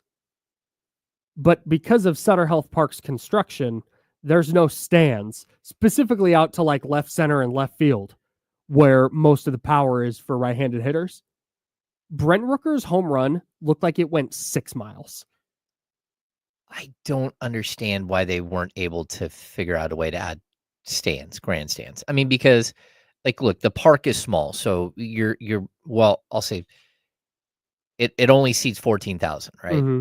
And basically what you've done is supply and demand is driven up ticket prices outlandishly. And I think a lot of people all of a sudden are like, hey, I don't think I want to go to a game and pay X amount of dollars right now. Prices are already starting to come down. But why you wouldn't have, like, again, they tore out a bunch in right field to add a bathroom, right? They did. That was one thing that they had to do. Why they didn't just level the hill and put in stands there? Why they didn't build stands over the top of the buildings in left field? I just don't get it. I would assume there's like a horizontal space problem that comes with that. And then I would also assume there's cost involved. Well, I agree, but I mean, we've all been to the Oakland Coliseum a bunch of times, right? We've also all been to River Cats games. And if you add 10,000 more seats. No, that's true. You're not going to be able to. The concrete might start cracking, you know? Yeah. Like, I think it's more, that's one, you worry about just like the overall building itself. But I think the bigger concern is like, how are you going to be able to handle the concessions and all that stuff? This is the other thing, according to Manny, time constraints. Like they had a pretty. No, I get that, but of how much time does it take to put in grandstands? Level a hill and throw grandstands up while trying to do everything else they're doing? Probably quite a bit. Different construction. Plus, in left field, isn't the clubhouse in left field? Well, yeah, but why can't you build grandstands over the top of the clubhouse? I don't know. Yeah, players got to go out there. I don't know. Like maybe there's a I just look at we'll ask Vivek next time we see him. When you watch a home run go out to left field, and it just like hits off the top of a building, it's like, why is there not anything out there? And I because think, it's a AAA stadium, dog. No, I that's true. Because this is what they signed up for. No, totally. I agree. I just like, if I'm someone who is trying to capitalize on the fact that you have Major League Baseball in Sacramento for a couple of years, sure, I would have considered ways to do this stuff. Maybe they do it this offseason. Maybe they are assessing here and they're coming up to the same conclusions you are. Yeah. And they go, great. Now that we've got all these other little things out of the way, new lights in and all these things to make it Major League compliant, now we can figure out how to add more stands. No, maybe. I Maybe. wonder. So, as you mentioned, you don't think the park is going to be playing this big, James, because you said the wind's been blowing out, and this might not be the rest of the season. The park playing this small. I wonder if it continues to play this small. If also when they add seats and whatnot, maybe they push the fences back even further, and maybe just make them taller. Like it's the right field fence next to the bullpen is insanely short. Like you could probably jump over it. Yeah. So I don't know. Kyle Tucker could probably hit 100 home runs this season if he just played there. Like, or if he just played the A's, he kills the A's. Yeah. Man. Yeah. Like, So like I don't know. Soderstrom with the Mariners. Yeah. Like you brought that stat up to him, and then he continued. Yeah. He hit a tank the next night, Yep. right? Yeah, he Yeah, did. and Yeah. Shout out Tyler Soderstrom, Yep. friend of the program. he's got a hit every single game that Yes. he's ever played now. Still, Yes. He's yeah. never not had a hit in Seattle. So I heard that the dimensions of the outfield wall are identical to Oakland's. Huh. They're identical. And the point I was making about if you haven't been to the Oakland, if you drive around the backside of the Oakland Coliseum, where a lot of us had the media parking and everything else for Warriors games, they have just an entire graveyard of stands. Yeah. It seems like you could have repurposed something there to bring him in, and like I know the expense of it and everything, but like it seems like there could have been a way to add some of the stuff that we're talking about. Yeah, and maybe they will after this year. Yeah. Maybe they'll see how it goes. It seemed like last night there were way fewer people there than there were on opening night, which is expected. Opening night's a big deal, and then it comes down. But maybe that's what they're waiting on too. Before they throw that expense into it, make sure that the demand is there. Yeah. I think last also night they make had sense. 10,000 fans versus 12,000 on opening night. I don't believe the 12,000 number at all. Like to me, It that looked like park a lot was more than that. that park was absolutely packed. There were maybe 2 rows of seats that were like 6 or 8 seats where you could see on both sides. They were almost in the identical spots on both sides that were empty, and not 2 full rows, like only like 6 or 8 seats. Yeah.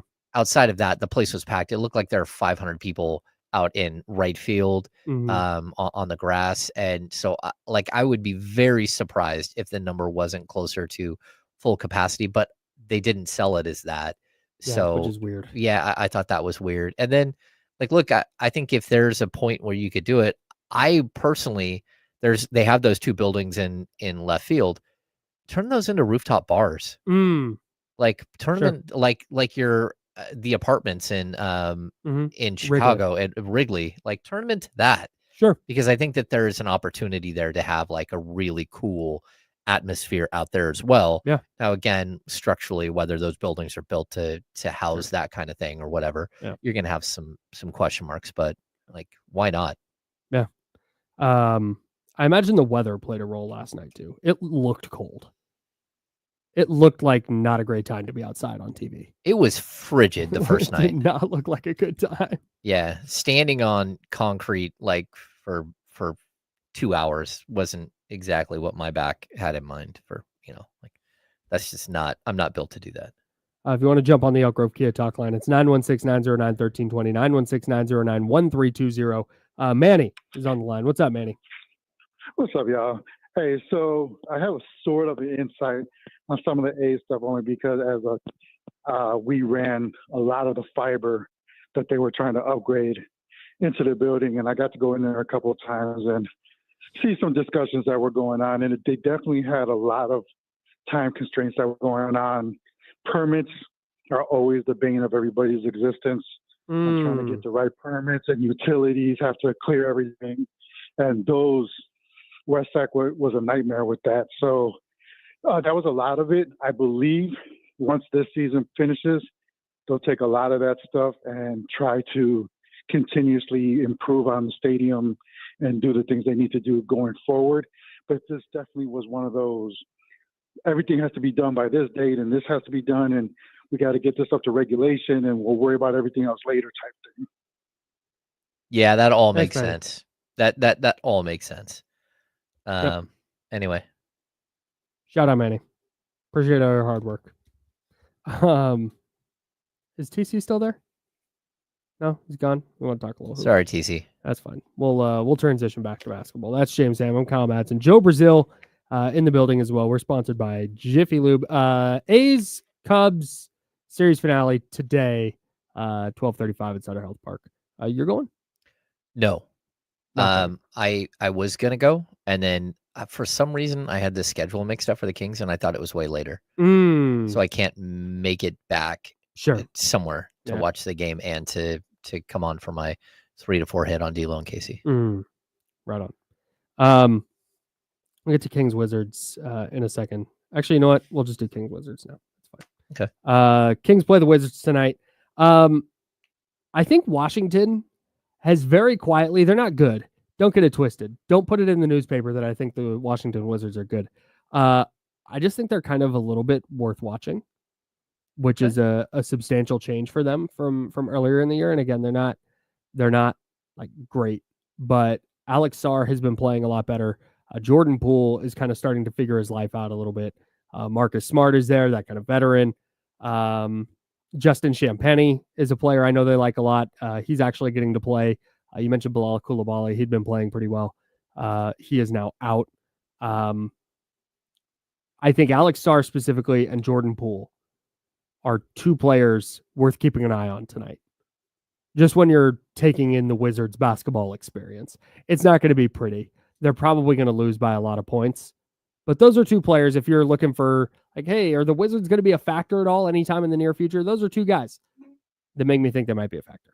Yeah, I mean, Jordan Poole, like last time out, scored 35 points. The problem is that no one else scored. Well, they had Tristan Vukcevic. Sure. Score 14. The rest of the team capped out at 8. Oof. So Bub Carrington, AJ Johnson, which I don't even know who that is, Alex Sarr. We've got AJ Johnson's the cat who can jump out of the gym. He got traded with he's Chris Bucks. Middleton. Yes. Oh, yeah, my bad. It's from upstate. Yeah. Remember that? He had the dunk against the Kings last year. Oh, yeah. And Kevin Herter jumped off the bench. Yeah, it was incredible. Jaren got mad about it. Yep. Anyways. Rashawn Holmes times, coming off the bench. Might get to see a little Rich. Sure. Yeah. And they do have Marcus Smart, Yep. who's just not playing well since getting traded there. And you kind of feel for him a little bit, but they're not very good. And they've lost 8 of their last 9. And some of the defeats are they lost in Indiana Pacers 116 to 109 in regulation. 162. 162. My bad. 162 to 109. They gave up 162 points in a regulation basketball game. Yeah, that's wild. That's the game where almost every single person on the Pacers that stepped on the floor had double figures, where they have they had 9 guys in double figures. Yeah, Nembhard had 7 points, but yeah, just absolutely crazy. Another, the Pacers shot 64.1% from the field. Man. 27 of 47 from 3. So look, this is a get right game. Get yourself on the right path. I wanted to just say something nice about the Wizards up top. This is a game the Kings should win by a lot of points. Regardless of how the Kings are playing. Yeah. You can you play a C game tonight and you're winning by 20. Yeah. If you play a mid-level game, you'll win by 20. Yeah, I'm excited to see what Sabonis can do against their front line. This is a game where I would feed Sabonis the whole time. We should probably get into keys. Yeah, go ahead. Key number 1. The Kings aren't in a place to overlook anyone. Yeah. Just straight up. If you overlook somebody, then you just end the season tonight if you're going to overlook the Washington Wizards. That would be an embarrassment for you to walk in and not take this team serious and not be up by 10 points after the first quarter and 22 at half and realistically 30 by the end of the game or 28 with a bunch of guys playing that, don't typically play a lot. Yeah. You can't bank on it with the Kings because who the hell knows? But if you come out and play with the appropriate urgency, knowing hey, if you want to play after the season is over, you have to win. I'm with you, man. You play a B level game, you play an A level game. That's what you start to look at is a 30+ point win, but you can't throw your jerseys on the court. Nope. You don't want to be in a dogfight in this one for sure. Number 1 for me, ball movement will make scoring easy here, man. It does. It's not a great defensive team. Alex Sarr is a terrific young rim protector, but if you're moving the ball around and making them get into the rotations, they're going to give up a lot of points. Yeah, this just isn't a good team, but go ahead. Number 2. Mine kind of relates to yours. Stop with the hero ball. If you see hero ball tonight, if you see something, call somebody. If you see something, say something. That hotline that you're calling to snitch out the Jazz, call it on the Kings too. Yeah, just like, hey, like, look, what are you doing? Stop that. Yeah. Go sit down. Yeah. Go sit down until you learn how to play the right way again. Yep. And so I don't want to see hero ball at all. Even in the fourth quarter when this game could be a blowout, if you get to step on the court tonight, play the game the right way. Yeah. Yep. Number 2 for me, find what's working and then don't go away from it. A little bit in the same vein. Yeah. If you're feeding Domantas Sabonis, you're getting into pick and rolls and you're hitting him on the roll and he's scoring every time, just do it. Maybe he has 50. It doesn't matter how you score the points. Find what works and keep feeding that thing. Exactly. Yeah. And that kind of plays into what mine is. It's feed Domas. No. He is your best offensive weapon. Mm-hmm. He is the guy that creates for everybody else. Get him the ball and let him do his thing. This whole 0 assists last game thing that happened, crazy. That's on the Kings. Yep. Like, feed Domas, let him do work. Do not cap him by just avoiding him, which is what some of these players do. Mm-hmm. Let him make the game easier for everybody. Yeah, it's a must. We talked when we were talking earlier, just to kind of zoom this out from tonight's game. When we were talking earlier about a version of the Kings that wins a couple of play-in games and is interesting in the playoffs, it's that. That's the version of it. Mm-hmm. When they do that, the offense flows. It looks good. People are eating, getting open shots. Wow, look at the Kings. Yep. Pretty simple. Seems like a good night to, again, not overlooking this team, but this is a team where you can execute those things. Yeah. So go do them. They're not going to throw a lot of curveballs at you defensively. What's your key the matchup for the game? I have a third key real quick. Oh, my bad. And it's about Alex Sarr. Turns out I'm a big Alex Sarr guy. You are. I just really, he's been really freaking good over the last couple of months. He's a 7-footer, but he's listed at 7'205". He's 19 years old.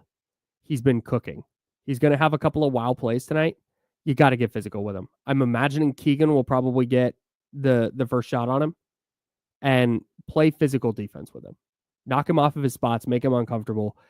He's the one guy who can block a couple of shots and hit a couple of threes, and all of a sudden things are a little dicey. You go out and you force him to Miami forced him into 8 points on 3 of 17 shooting. Make him have one of those nights. Just really, really make sure that this doesn't get interesting. Yeah, he's not a good rebounder or anything else yet. He does block a lot of shots, but he's just, he's got 94 blocks on the season. But he's a player that's like under construction. And eventually he's going to be a very good player. You can see it. Yep. But he's not there yet. Not there yet. And he probably hasn't faced many players like Domantas Sabonis. Correct. Matchup of the game, Jordan Poole and Keon. Yeah, I think that they have one player that can score, and you have a player who can probably come close to neutralizing that player. Yeah. But if Jordan Poole is going to go out and go hit a bunch of threes and other guys start knocking down shots, it gets interesting. But I don't know. You shut the faucet off there, you pretty much shut the faucet off entirely. Yeah. This is a team that should struggle to score against you no matter what, even if you are a bad defensive team. Yep. All right, we got the handoff coming up next. One of D'Lo or Casey will be in. I also had 2 underdog lineups last night, and I won them both. Oh, yeah. My baseball lineup, 3 for 3. I did a lineup for the Warriors-Memphis game. I went 5 for 6 in that one. I'm going to try and dish out another winner for you coming up next as well. Let's win some money together on Underdog. That's James Ham. I'm Kyle Madsen. We're the Insider, sponsored by Jiffy Lube on ESPN 1320, Sacramento Sports Leader. Now, Joe Brazil is going to hit the button.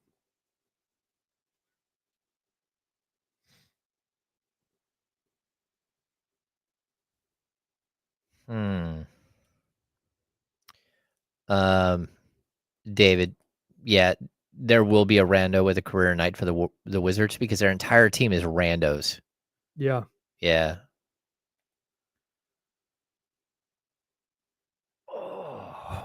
I would consider, like, I don't know, what does Marcus Smart's contract look like?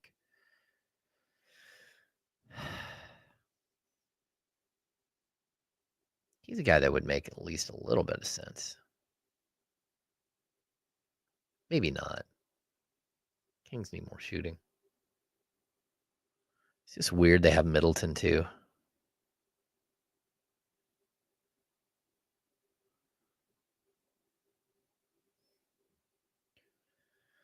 He's owed 21.5 next year. Yeah, I'll pass.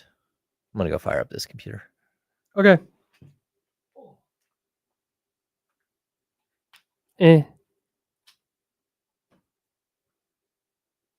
Oh, 30-point night for Colby Jones tonight. I wonder what his over-under is right now. Let's see. He did not play in their last game. They got him at 7.5. Colby Jones last played on 3/29.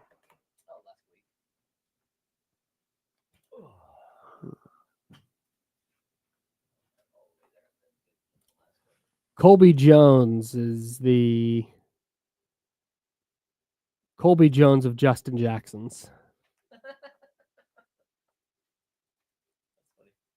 That's a big Justin Jackson guy. Also a big Colby Jones guy, so tells you a lot. You know, not a Justin Jackson fan. As a player, as a human, he's actually a very good human being. He does a lot of good work for like autism awareness and helps build well, that's what he was doing. Like community centers for autistic kids. It's like a passion project with him and his wife. That's cool.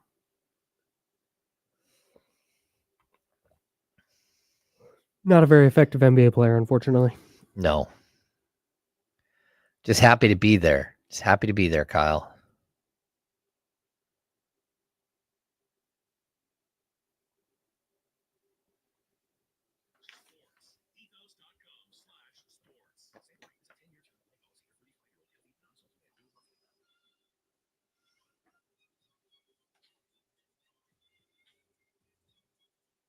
Now, back to the Insiders with James Ham and Kyle Madsen, brought to you by Jiffy Lube on ESPN 1320.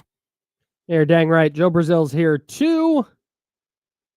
We'll get to the handoff momentarily. We'll talk with one of D'Lo or KC.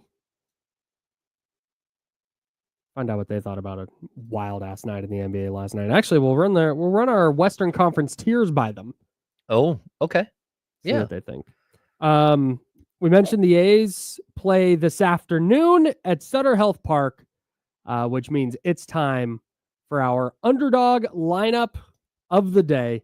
Underdog Daily Fantasy. It is so much fun. It is my favorite way to watch sports, and I think you'll enjoy the heck out of it too. You can win some money just by having takes on sports. You pick higher or lower on at least 2-player stats, which is what I did last night. I went 3 for 3 in my A's Cubs lineup. I went 5 for 6 in my Warriors Grizzlies lineup, won a little cash. And then here's the lineup I'm rocking with tonight. This afternoon. Kyle Tucker kills the A's. I'm riding that again. Higher than 1.5 hits, runs, and RBIs for Kyle Tucker. Jeffrey Springs, the A's starter. I'm going higher than 16.5 pitching outs. I need him to get 2 outs in the 6th inning. Oh. All right. 5 innings. Yeah. You need to get 2 outs into the 6th inning. So 5 2/3 is what I need from is that right? Yeah, 5 2/3. Yeah. From Jeffrey Springs this afternoon. And then Brent Rooker, I'm going higher than half a home run. I think he's hitting another tank today. Oh. Yeah. Yeah, I feel good about that. I'm intrigued to see how the ball flies during the day. Mhm. Even though it's still A little cold. chilly today. Yeah, it's still cold. So kind of like unseasonably cold April for Sacramento. That's my lineup. Kyle Tucker, higher than 1.5 hits, runs, RBIs. Jeffrey Springs, higher than 16.5 pitching outs. Brent Rooker, higher than half a home run. Would love for you to play along. Download the Underdog app and sign up now using promo code KyleM to unlock a special offer of up to $1,000 in bonus cash when you make your first deposit. Join in on the fun when you sign up with promo code KyleM. Claim your special offer today and get up to $1,000 in bonus cash instantly upon first deposit. Must be 18 plus and present in a state where Underdog Fantasy operates. Terms apply. Void in Colorado.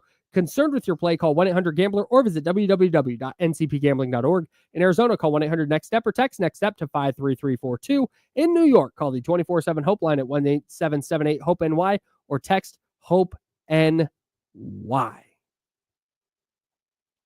Putting together winners, baby. All right. I love baseball season. It's the best. There's just games on constantly. There is so many games. So many games. Unrelated to anything that I was just talking about with daily fantasy. It's time for the handoff. Kenny Caraway in the building. What's going on, Kenny? What's good, man? What's good? I don't even know how to say this. Uh-oh. I'm just gonna say, yeah.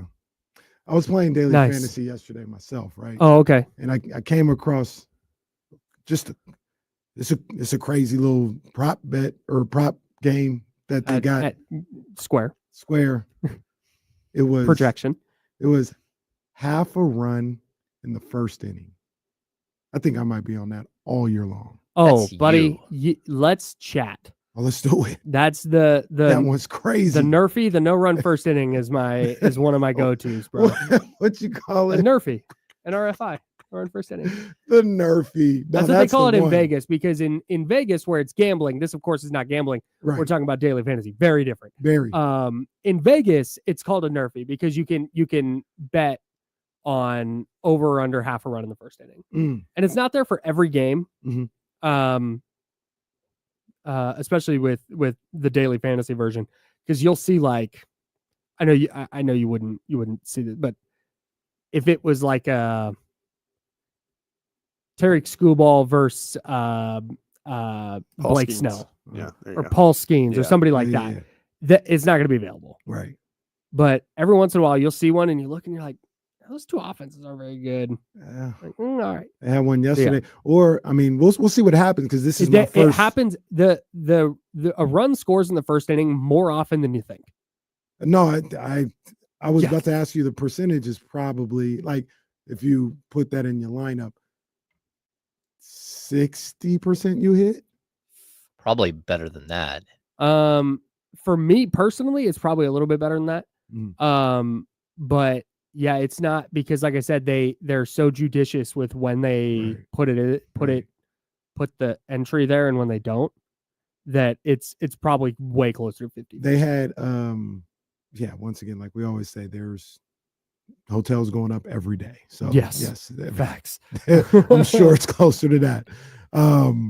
But yesterday they had Logan Webb, and then they had a pitcher for the Astros I'd never heard of. Sure. I was like, I'll take my chances with Logan Webb. And absolutely.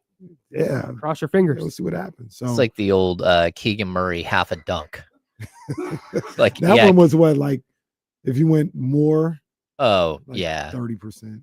Oh, it was way more than that. It was Keegan Murray half a dunk. Unbelievable. And then I would tweet out every single time Keegan Murray dunk. Every game. Ridiculous. I want to run our Western Conference tiers by you. Okay. Because we've redone them. Did you listen to this earlier? I was listening. I was getting ready. So we had contender tier 1, OKC by themselves. Mm-hmm. You agree with that? That's fair. That they deserve that. Yep. I got to see it from OKC. That's fair. No, that's fair. And when I say that, we're talking about tier 1. We're talking about championship. I'm not talking about can they win a round. We're talking about you win the Western Conference Finals. You can win. I got to see it from them. Okay. I think they're a contender. Don't get it wrong, but I got to see it from them, because I want to know what Chet's going to do. I want to know what Jalen Williams is going to do in the postseason. Sure. That's fair. To me, they're the clear favorite. It's fair. Tier 2. These are teams on the fringe, and I'm buying their star power. That's Denver, the Lakers, and Golden State. They're tier 2. 2A. That's fair. I almost want to put the Lakers in the tier by themselves. Above or below? Above. I think they're better. I think they're better than those two teams. You think they're better than Denver? Yeah. Denver's cool. Denver. No. The Lakers, I feel about, and a lot of this, and this is why because I have tier 2B, which is on the fringe, but I got to see it. Mhm. And that's Houston, Minnesota, and the Clippers. Like, I just have kind of significant questions about all three of those teams. Very fair. In a way that I don't with the other three. But with the Lakers specifically, I don't know that I trust them to get stops over a 7-game series. I think at some point, the Jackson Hayes, the amount that they lean on him is going to come back to bite them in a series at some point. But I mean, you got LeBron and Luka and Austin Reeves playing at a super high level right now. Like, it's a good trio. I think in that tier 2, by the way, they are. No, I had Denver 1, and then Golden State and the Lakers. You can flip them. I think Denver in that tier, in your tier, Denver and Golden State would have to play perfect to beat the Lakers for 4 games. That's. I don't know if they can do that. That's interesting. Denver. You guys like Denver better than I do. I think they're a good team. I don't think they're a championship contender at all. At all. And you want to know the strange thing, the really strange thing. I tweeted this out last night. We'll talk about it more too. The Timberwolves, if the Timberwolves matched up against the Thunder or the Nuggets specifically, if you went in that locker room, they would say, "Oh, we're going to sweep them. We're going to beat their ass." And I don't know what the season series is, but with them and the Nuggets? The Nuggets and the Thunder, but the combination. I'm pretty sure they swept the Nuggets. They feel great against those two teams. That's interesting. They're kind of crazy. The Timberwolves are kind of crazy. And I mean that in a loco way. They're kind of if they were like, "Oh, we got Denver in the first round," they'd be like, "We're the favorites. Yeah. We should handle them easily." And they feel that same way about OKC. They split with OKC. They swept Denver. And they feel great. Like that. I'm going more so on when I see them play and how they bounce around in Africa, they feel great against those two teams. And I don't know if that's going to result in a series win. Yeah. But it's notable to me. That game last night was crazy. That was a great game, man. Yeah. That was a great game. I went from watching Steph go for 52, 10, and 8. And I'm like, man, best performance of the night in the association. Turn on Denver, Minnesota game. Oh man, Luka. Oh my God. Jokic went crazy. Ant was awesome down the stretch. There was so many good. So much good shot. That was a great game. That was a great game. And Russell Westbrook, not the greatest 10 seconds for my boy. That's my boy. That's my boy, but not the greatest 10 seconds. I disagree with Candace Parker too, by the way. What'd she say? She was like, he should have pulled it out and dribbled out the clock. No. No. Go make the layup. The problem, Shaq was like, he should have dunked that. And he's right. He should have dunked it. He definitely scored a bucket. Because what are you doing? The dribbling so you can get fouled and then have to make the 2 free I don't mind the take to the bat, but how many times has he made that layup in his life? 50,000? 50 million. I don't know what happened. I feel like he got it caught in between trying to lay it up and dunk it, and he just blew it. That's just the worst. It looked, who among us, right? It looked to me like he was so worried about, because he had pace, like he was moving. Yeah. Like he was so worried about slamming it off the backboard that he tried to put it up there with too much touch. Yeah. And just thought about it too much and left it on the rim. That was use the backboard, kids. That happened to me one time. I tried to go up for a dunk in a game, and I used to do like the Iverson, Scottie Pippen. You dribble it, you have it in your right hand, you kind of, grip it and not palming it because you're under the ball, but you do like this and then you throw it down, right? Okay. You don't touch it with the left hand. Yeah. So I go to do that, and I'm going up, and as I try to grip, you lost it. It slips a little bit. And then I tried to guide it with the left hand and put it in, and it just front rim. Oh no. That's heartbreaking. CRC versus ARC at CRC. So it was a nice little crowd. They're like, then the coach was like, in the locker room, he's like, "Oh, I don't know," because we lost the game by 1. He's like, "Then we got people that can't dunk trying to dunk in a game. Like, where's our focus?" Da, da, da, da, da. Yeah, it was bad. Ouch. So I dunked the next day in practice and yelled in his direction. Oh, look at you. But that doesn't matter. I didn't get it done in a game and we lost by 1. He said, people who can't dunk, Kenny. You know, he didn't have to say the name, man. There was only one person who missed the dunk that day. That's So, tough. That's tough. I had to Amazing. wear that one. As you can see, never forgot it. I don't think that there's going to be a chance for Denver to play the Lakers. Hmm. So I think Denver it's gonna be 2-3. Yeah. Yeah. Looks like it. Well, Lakers can't get to 3. No, because Houston's at 2 pretty good. Denver, yeah, okay. The Lakers are only a half game back at the 3. But Houston's 2 games up on Denver and 2.5 So up that on 3 LA. is gonna be Denver or the Lakers probably. Yeah. Yes. Gotcha. Yeah. Because I don't think Golden State's catching LA. There is 1 game difference between 5 and 8 right now. Mm. Golden Wow. Golden State is currently the 5 seed. They are a hiccup away from being on the road in a playing game. Mm. That's so wild. Because as of right now, Minnesota's a playing team. If you're But- Golden State, would you rather Denver or the Lakers be the 4 seed? Denver. If you're Golden State, If would- the better question is, if you're OKC, would you rather Denver or the Lakers be the 4 seed? Oh, OKC. oh, Denver. No. No, I think it's the Lakers. Yeah. Like you guys talked about earlier, that game slows down, and every That's true. possession becomes Luka or LeBron. That's true. Yeah, but who's going to defend Shea? It doesn't matter. That's only one guy. It's 2-on-1. If Jalen Williams and Chet Holmgren aren't stepping up, that's what happened against Dallas last year. Yeah. It was That's true. Kyrie and Luka against SGA because nobody else was That's able true. to step up. We'll have to see how they. I think they'll be a different team this year in the playoffs. If those guys step up, this showtime for them, though. Yeah. What do you guys are coming up on D'Lo and KC? Man, previewing this Kings game a little bit. Ugh, Yeah, just a little bit of everything, man. Can't wait. Pyramids. can't wait. D'Lo and KC coming up. Oh, Pyramids or ziggurats? Which one? conspiracy theories of D'Lo and KC coming up next. That's James Ham. I'm Kyle Madsen. Joe Brazil is our producer. We're the Insider, sponsored by Jiffy Lube. Back with you at 10 a.m. tomorrow right here on ESPN 1320, Sacramento Sports Leader. Until then, drink water. Be nice to people.